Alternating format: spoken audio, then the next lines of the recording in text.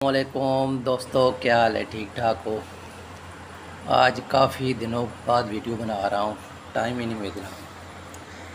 असूज का सीज़न चल रहा है कबूतर दोस्तों की परपट्टी में, तो इंशाल्लाह कोई थोड़ी बहुत ही मालूमात दूँगा परपट्टी के मुतालिक। और सबसे पहले एक बात करूँगा जो हमेशा हर वीडियो में मैं करता हूँ, पॉइंट की बातें, वो बातें जो हमने की होती हैं, हमने मार खाई होती है और हम चाहते हैं कि हमारे दोस्त उस चीज़ से मार ना खाएं।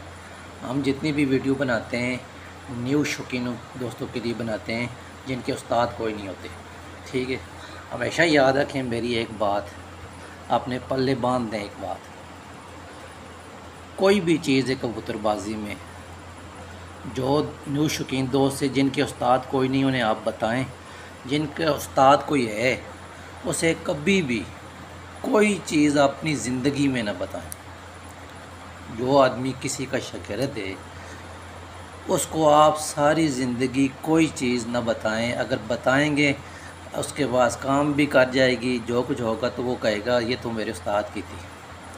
वो आपका नाम कहीं भी नहीं लेगा, वो आपकी कदर कभी भी नहीं जानेगा।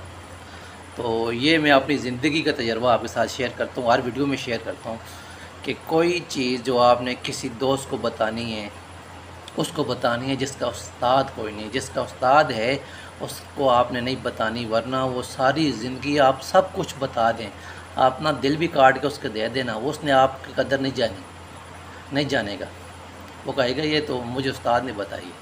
ये चीज़ जो है ना अपनी पले बांध ले पक्की।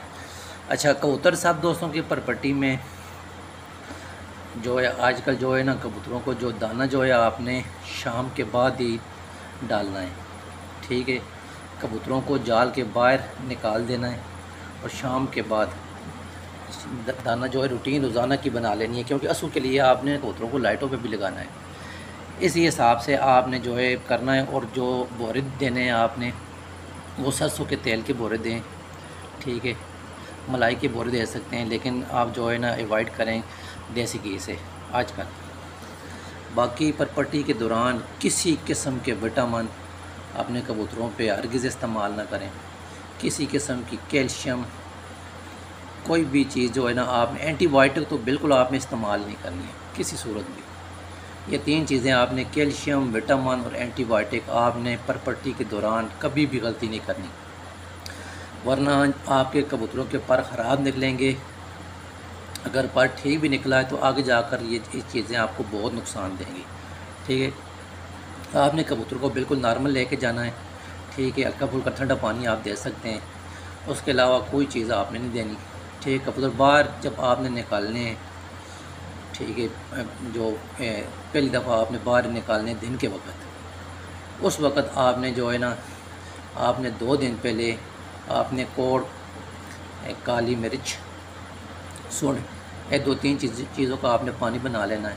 ठीक है, ये आपने 1 दिन देना है, 2 दिन कबूतर आपने बंद करने हैं। उसके बाद आप कबूतरों को बाहर जो है आप निकालें दिन के वक्त जब आप उड़ाएंगे।